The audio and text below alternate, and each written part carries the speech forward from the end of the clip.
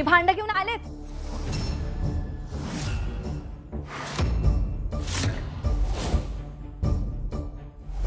देवीच्या कृपेनं मला 2 जुळी मुलं झाली, जगन्नाथ आणि जगदंबा. पण त्यातली माझी मुलगी तू पळवलीस. जगदंबा माझी आहे, तिला माझ्याकडे दे. जगदंबा तुझ्या या जगदंबाला माझ्या ताब्यात दे. अहो असं काय करताय तुम्ही? मागवा. एवढ्याशा वयात केवढा त्रास पडतो या कोवळ्या जीवाला. काळजी वाटते हो लेकराची. खरं तर ही पोरगी म्हणजे देवी आईचा आशीर्वादच आहे असं तू पहिल्यापासून म्हणत आलीस ना. मग देवी आई हाय तिच्या पाठीशी. मग तरी बी तिला एवढे कष्ट का पडतायत? कसं सांगाव तुला? हे बघ, यो आपला घाना.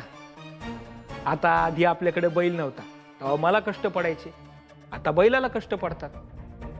त्यामुळे वडणारा बदलला तरी घाण्याला जे कष्ट पडणार आहेत ते पडणारच आहे. त्याची परीक्षा आहेच की. तसंच आहे हिचं. देवी आई तिच्या पाठीशी असली ना तरी तिची परीक्षा तिला द्यावीच लागणार आहे.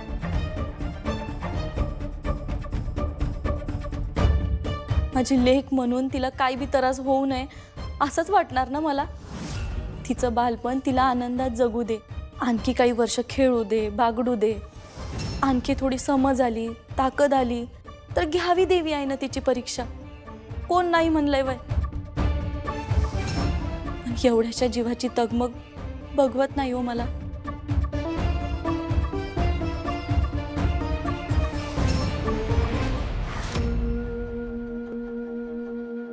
मनोरमे, तगमग तगमग होत होती या जीवाची. तो क्रोध जेव्हा आमच्या अंगावर धावून आला तेव्हा असुर नरेशांनी त्याला शिक्षा केली नव्हती, पण मोहवरच्या प्रेमापायी क्रोध आपली सगळी शक्ती पणाला लावेल असं वाटलं होतं. पण असं काहीच घडलं नाही. तुमचा क्रोधवर कधीच विश्वास नव्हता ना? सुरुवातीला नव्हता, पण त्याच्या मनातली प्रेमाची आग त्याचं सामर्थ्य आणखीन वाढवेल असं निश्चितपणे वाटत होतं. जसं आम्ही असुर नरेशांसाठी अगदी काहीही करू शकतो, तसंच हा क्रोध मोहासाठी काहीही करेल याची खात्री होती आम्हाला. पण असो. सम्राज्ञी, असुर नरेश महिषासुरांनी पाठवलेले 3ही रिपू पराभूत झाले. हीच ती संधी आहे आणि या संधीचा आम्ही पुरेपूर लाभ घेणार आहे. पुढचा रिपू आपणच मुक्त करून जर जगदंबावर सोडला तर थेट हल्ला. वा वा सम्राज्ञी, अत्यंत उत्तम कल्पना आहे ही. असुर नरेश त्या रिपूंवर अगदी डोळे झाकून विश्वास ठेवतायत. त्यांचा ताबा आमच्याकडे द्या हे कित्येकदा आम्ही असुर नरेशांना सांगितलंय, पण त्यांनी आमचं कधीच ऐकलं नाही. आता या रिपूंचा वापर करून त्या जगदंबाला जर आम्ही धरून असुर नरेशांसमोर आणलं तर आणि तरच त्यांना आमची योग्यता कळेल. सम्राज्ञी, नाही, तुम्ही म्हणताय ते योग्य आहे, पण हे साध्य कसं करणार आपण?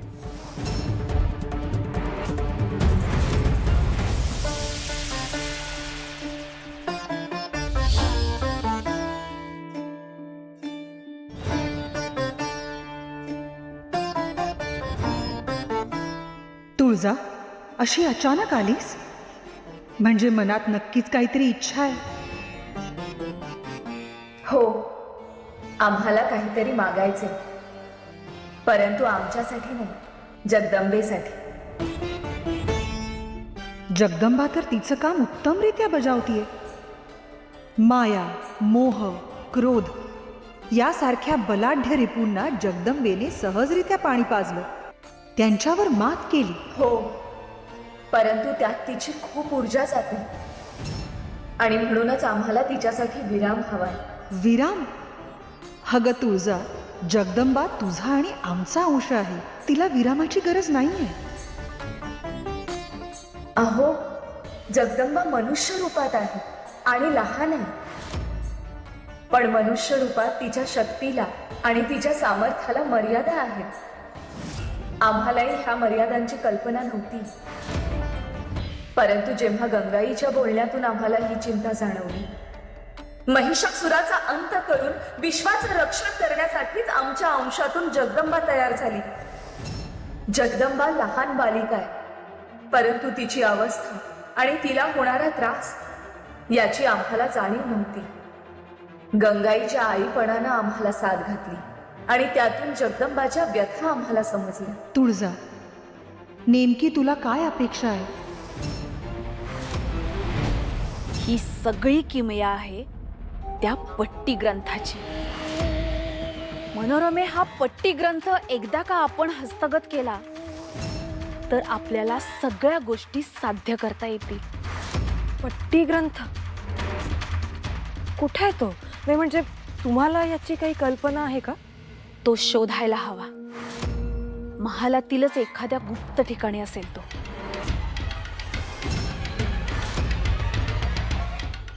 आणि त्यासाठी आम्हाला तुझी मदत हवी मनोरमे.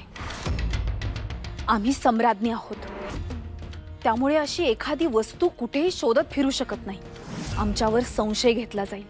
पण तू एक दासी आहेस, त्यामुळे साफसफाईच्या निमित्ताने तू कुठेही फिरू शकतेस. मी सम्राज्ञी? अहो काही काय बोलताय? हे प्रचंड धोकादायक काम आहे. मी कुठेतरी सापडले आणि हे सगळं असुर नरेश महिषासुरांना कळालं. हो, ते माझी चामडी सोलून मला वेशीवर वाळत घालतील. नाही.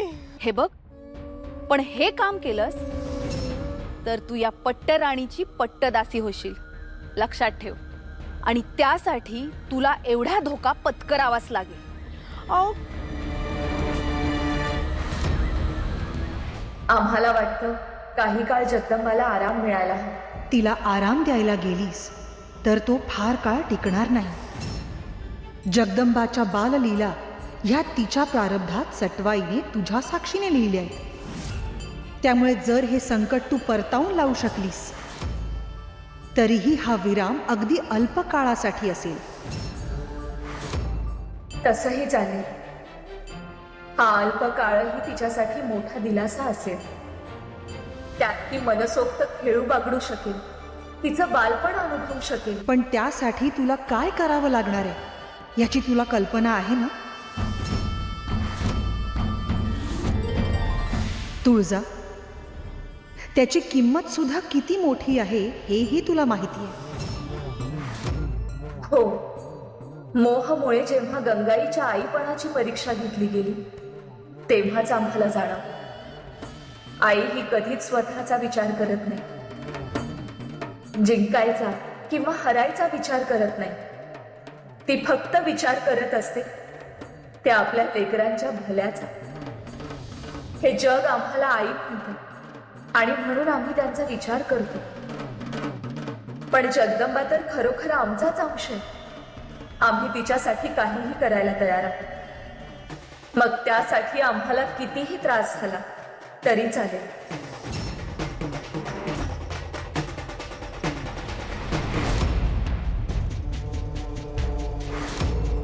एवढ्या सगळ्या वस्तूंमधून तो एक पट्टी ग्रंथ शोधायचा म्हणजे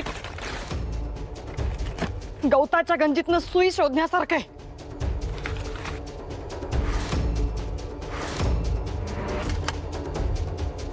कुणीतरी बघेल आणि जीव जाईल. ही टांगती तलवार आहेच डोक्यावर.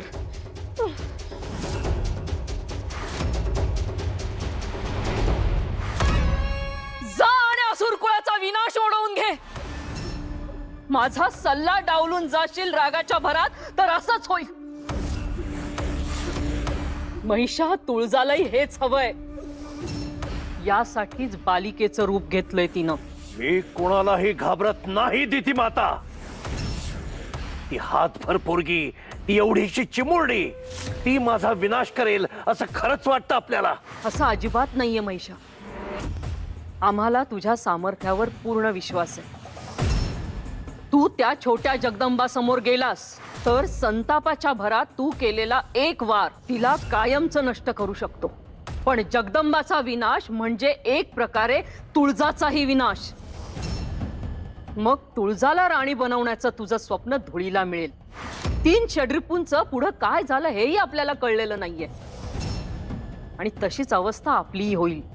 तिथी माता, अशा परिस्थितीत मी काय करू हे सांगा.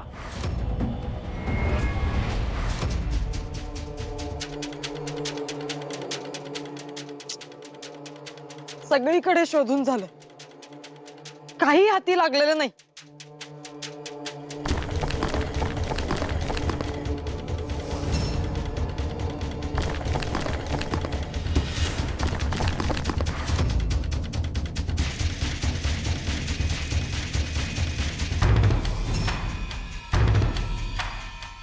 गुप्तदालन?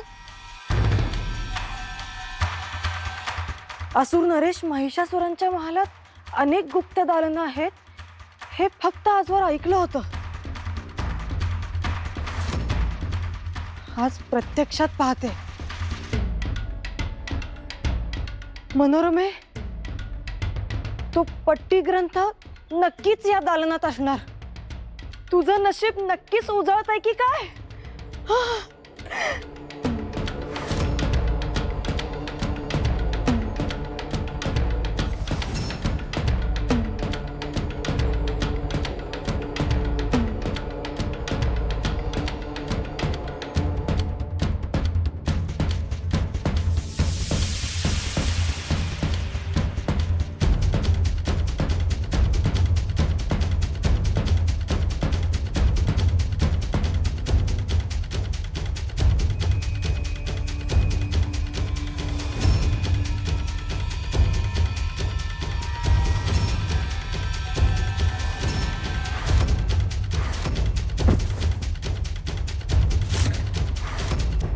आता वेळ आलीये पुढचा रिपू पाठवण्याची. मायाच्या रूपात आपण मायावी रिपू पाठवला आणि त्यानंतर मोह आणि क्रोध यांना पाठवलं. त्यांच्यात कपट आणि शक्ती अशी 2 वेगवेगळी कौशल्य होती. आता कपट आणि शक्ती एकत्रच पाठवण्याची वेळ आली आहे. पण तिथी माता, हा असा कोणता रिपू आहे? तो पृथ्वीच्या चराचरात वसलेला आहे. तो खूप बलशाली आहे आणि तरीही निषिद्ध आहे. त्या ग्रंथाच्या पुढच्या पानावर त्याला प्रकट करण्याचा बीजमंत्र आहे. कुठे आहे तो ग्रंथ? तो ग्रंथ या महालातल्या गुप्त दालनात सुरक्षित ठेवलाय. तिथं जावं लागेल. चला.